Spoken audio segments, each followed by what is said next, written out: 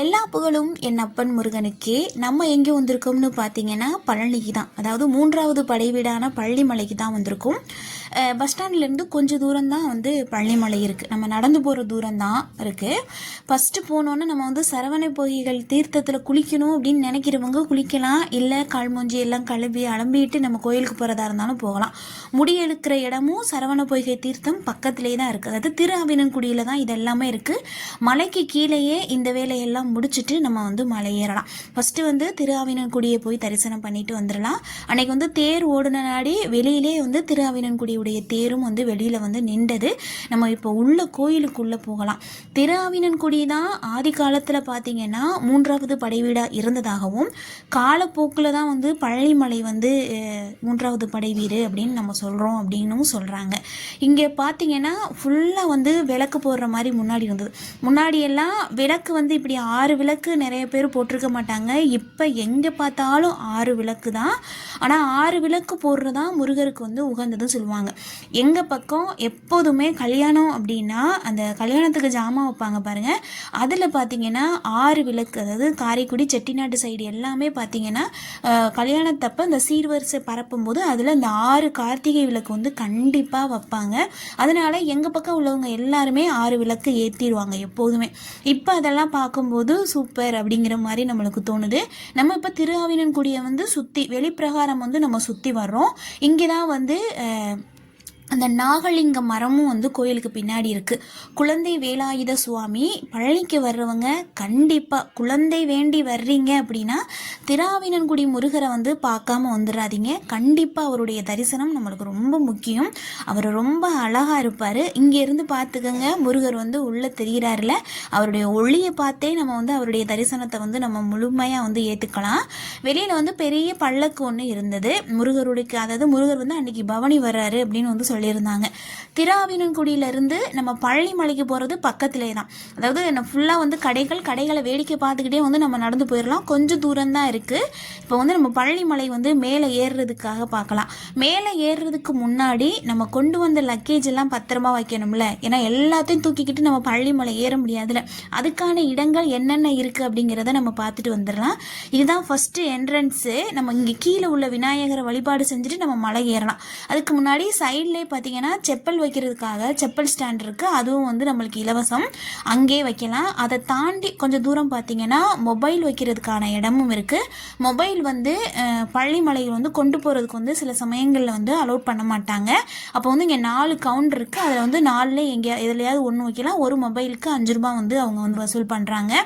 அடுத்து கொஞ்சம் தூரம் தள்ளி போனீங்கன்னா நம்மளுடைய லக்கேஜ் எல்லாம் வைக்கிறதுக்கான இடமும் இங்கே இருக்குது. அது ஒரு பேக்குக்கு 5 ரூபா வந்து அவங்க வந்து வசூல் பண்ணுறாங்க. இதை எல்லாத்தையும் நம்ம கரெக்டாக செட்டில்மெண்ட் பண்ணிட்டு நம்ம கோயிலுக்கு கொண்டு போகிற பூஜை சாமானையும் நம்ம பர்ஸை மட்டும் நம்ம எடுத்துக்கிட்டு மலையில் வந்து ஏறிடலாம். இன்றைக்கி எப்படி மலை ஏறுறோம்னு பார்த்தீங்கன்னா படி வழியை வந்து மலை ஏற விடலை அவங்க. அதாவது மலைப்பாதை வழியாக வரும்ல படி, அந்த படி வழியை தான் நம்மளை வந்து ஏற விட்டுருக்காங்க. வாங்க பழனிமலைக்கு உள்ளே போகலாம். எல்லோருக்கும் முருகன் அருள் கிடைக்கட்டும். வாங்க மலைக்கு ஏறலாம். மலை ஏறும் போதே முருகரை பற்றி நம்ம நிறைய விஷயங்கள் தெரிஞ்சுக்கணும். பழனிமலைக்கு வர்றோம் அப்படின்னா மலை ஏறி போய் முருகரை பார்க்குறதுல மட்டும்தான் நம்மளுடைய கவனம் இருக்கும். ஆனால் நிறைய விஷயங்கள் வந்து பழனிமலையில் வந்து இருக்குது. இங்கே நிறைய இடங்கள் இருக்குது. ஃபஸ்ட்டு பார்த்தீங்கன்னா வள்ளியுடைய குகை இருக்குது. அடுத்து வள்ளியுடைய கோயிலும் இருக்குது. அடுத்து குறாமரம் தரிசனமும் இருக்குது. இந்த குறாமர தரிசனம் வந்து ரொம்ப ரொம்ப ரொம்ப சிறந்தது. கருவறையில் உள்ள முருகருக்கு எவ்வளோ சக்தியோ அதே சக்தி இந்த குறா முருகருக்கும் இருக்குது. அடுத்து வந்து முருகர் வந்து வேடமிட்டு வந்த இடம் அப்படின்னு சொல்லுவாங்க. அது மாதிரி வள்ளியும் வந்து இங்கே குரத்தி வடிவத்தில் நின்ற காட்சியும் இதையும் வந்து பார்க்க வந்து மறக்காதீங்க. நம்ம இவங்களெல்லாம் பார்த்துக்கிட்டே போனால் நம்மளுக்கும் கொஞ்சம் ஒரு நிம்மதியாக இருக்கும். போகிற வழிகளில் நிறைய இருக்குது. இந்த குறாமர தரிசனத்தை விட்டுறாதீங்க, அது ரொம்ப முக்கியமானது. அது எங்கே இருக்குன்னு பார்த்தீங்கன்னா போகிற வழியில் இடும்பருடைய கோயில் இருக்குல்ல, மலை ஏறும்போது இடும்பருடைய கோயில், அதையுமே வந்து கவனமாக பார்த்துக்கிட்டே இருங்க. அந்த இடும்பருடைய கோயிலுக்கு பின்னாடியே குறாமரம் இருக்குது. அதை விட ரொம்ப முக்கியமானது இந்த இடமும் தான். இந்த இடம் பார்த்தீங்கன்னா வள்ளியுடைய சுனை இருக்கிற இடம், வள்ளி அம்மை வந்து குளித்த இடம் அப்படின்னு சொல்லுவாங்க. வள்ளி அம்மனுடைய கோயில் வந்து கீழே இருக்குது. நான் வந்து அதை வந்து சொல்கிறேன் உங்களுக்கு. இது வந்து வள்ளி அம்மையுடைய சுனை. இதுக்கு சுனையை வந்து நம்மளை பார்க்க முடியாது, அது எப்போதுமே க்ளோஸ் பண்ணியிருக்காங்க. முன்னாடி முன்னாடி வந்து அதாவது ஒரு 10 வருஷத்துக்கு முன்னாடி வந்து அதை ஓப்பன் பண்ணி விட்டுருந்தாங்களாம். இப்போ வந்து அதை க்ளோஸ் பண்ணி தான் வச்சுருக்காங்க. நம்ம வெளியில் வள்ளியம்மன் இருப்பாங்க, நம்ம அவங்கள பார்த்து தரிசனம் பண்ணலாம். அடுத்து ஒடிவடியே நம்ம வந்து மலை வந்து ஏறிட்டோம். மலையை ஏறினோன்னே இப்போ அந்த அரச மரம் தெரியுது பாருங்கள், அங்கே வந்து ஒரு விநாயகர் இருப்பார். அவரும் ரொம்ப முக்கியமான விநாயகர். அவரை தரிசனம் பண்ணிட்டு நம்ம வந்து ஏறிடலாம். நம்ம மேலே வந்துட்டோம். இன்னும் ஒரு 4 ஸ்டெப் ஏறினா வந்து மலை. இப்போ கீழே நின்று அப்படியே இந்த இடம் பார்க்குறதுக்கு அவ்வளோ அழகாக இருந்தது. பழனிமலைக்கு வந்தவங்களுக்கு மட்டும்தான் தெரியும், பழனிமலைக்கு வந்தால் கீழே இறங்குறதுக்கு மனசே வராது. அது எத்தனை பேருக்கு அப்படி இருந்ததுன்னு நீங்கள் எனக்கு தயவு செஞ்சு கமெண்ட்ஸில் சொல்லுங்கள். ரொம்ப அதாவது பழனிமலைக்கு வந்து முருகர் கோச்சிக்கிட்டு வந்துட்டார் அப்படிங்கிற மாதிரி தானே நம்ம கதை சொல்லுவோம். என்னையை பொறுத்த வரைக்கும் அவர் கோச்சிக்காமல் இந்த இடம் பிடிச்சி போய் தான் வந்திருப்பாரோ என்னமோ தெரியல. அவ்வளோ அழகான இடம்தான் பழனிமலை. இப்போ நம்ம உள்ள கோயிலில் வந்து மலைக்கு மேலே உள்ள பிரகாரத்தை பார்த்துட்டு உள்ள முருகரை தரிசனம் செஞ்சுட்டு நம்ம வரலாம். நம்ம முருகருடைய கதையை தெரிஞ்சுக்கலாமா? பழனிமலை முருகர் எப்படி வர்றதுக்கு காரணம் என்ன அப்படின்னா, கீழே வந்து திருஆவினன்குடியில் தான் வந்து அவர் வந்து முருகராக வந்து இருந்தது. பார்த்திங்கன்னா அங்கே தான் வந்து அவர் இருந்திருக்காரு. அதாவது குழந்தை வேலனா அங்கே வந்து அவர் இருந்திருக்காரு. அப்போ இடும்பர், இந்த கதை வந்து ஒரு பெரிய கதை. நான் வந்து உங்களுக்கு ஒரு ஷார்ட்டாக சொல்கிறேன். இடும்பர் 2 மலை, அதாவது கேரளாவில் இருந்து 2 மலையை தூக்கிக்கிட்டு அப்படியே வந்து பயணம் வர்றாரு. அப்படி பயணம் வரும்போது இந்த இடத்துல வரும்போது அவர் இளைப்பாடுறதுக்காக, அதாவது அவருடைய 2 தூக்கிக்கிட்டு வந்த அந்த 2 மலைகளையும் கீழே வச்சுட்டு அவர் வந்து இலை பாடுறாரு இடும்பர். அப்ப இந்த மலை 2லையும் ஒரு மலையில வந்து முருகர், திருஆவினன்குடியில இருந்த முருகர் வந்து ஏறி வந்து இந்த மலையில நின்றதா, அதன் மூலியமா அமைந்ததா வந்து பழனிமலை அப்படிங்கிறாங்க. அதை விட ஒரு முக்கியமான ஒரு இடத்த காட்டுறேன் பாருங்க. நின்ற இடம்னு சொன்ன பாருங்க, அந்த இடம் தான் இந்த இடம். இதுதான் முருகருடைய பாதம் பட்ட இடம். இந்த பாதத்தை கண்டிப்பாக பார்க்க மறக்காதீங்க.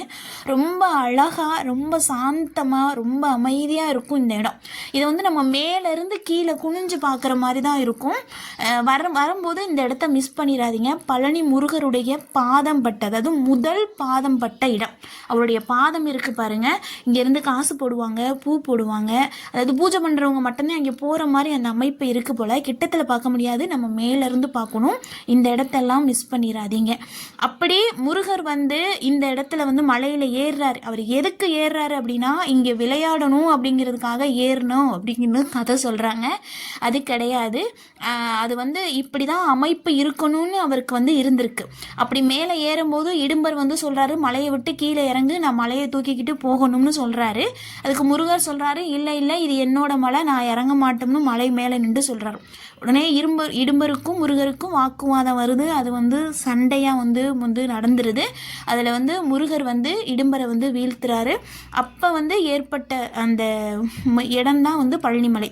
அதுக்கும் பழனிமலை முருகர் வந்து சொல்கிறாரு, என்னைய பார்க்குறதுக்கு முன்னாடி உன்னைய பார்த்துட்டு என்னைய வந்து பார்க்கணும் அப்படின்னு சொல்கிறேன். ஏன்னா உன்னால தான் இந்த மலையில் வந்து நான் ஏறினேன், அவர் மூலியமாக தானே, அவர் மலை தூக்கிக்கிட்டு வந்தனாடி தானே அது மேலே பழனிமலை ஏறுறாரு.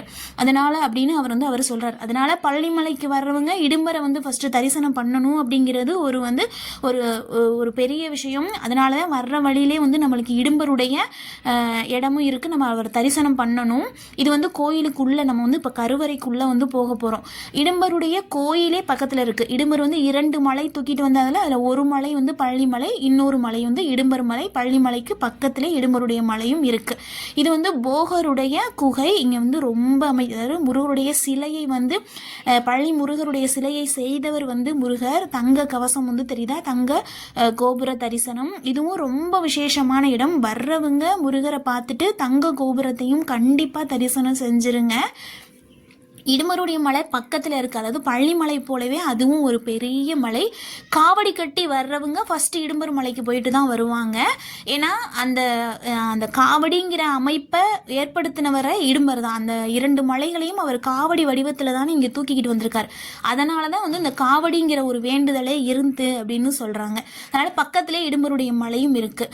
நம்ம வந்து மலையை விட்டு இறங்கும் போது கீழே இறங்கினோடனே வந்து நிறைய கடைகள் வந்து இருக்குது. இதுதாங்க முன்னாடி என்ட்ரன்ஸ். ஆனால் நம்ம இன்னைக்கு இது வழியே போகலை. இந்த வேலுக்கு பக்கத்தில் தான் வந்து வள்ளியுடைய கோயிலும் இருக்குது. நீங்கள் இப்படி வந்து முன்னாடி ஏற மாதிரி வாய்ப்பு இருந்தால் பக்கத்தில் வள்ளியுடைய கோயில் இருக்கும், அவங்களையும் தரிசனம் பண்ணிட்டு என்னால் முடிஞ்ச வரைக்கும் நிறைய பதிவுகளை வந்து நான் கண்ட எல்லா காட்சிகளையுமே வந்து உங்களுக்காக வந்து நான் கொடுத்துருக்கேன். உங்கள் எல்லோருக்கும் முருகன் அருள் கிடைக்கட்டும். வெற்றிவேல் முருகனுக்கு அரோகரா. நம்மளுடைய சேனலை சப்ஸ்கிரைப் பண்ணிக்கிங்க. நன்றி, வணக்கம். வெற்றிவேல் முருகனுக்கு அரோகரா.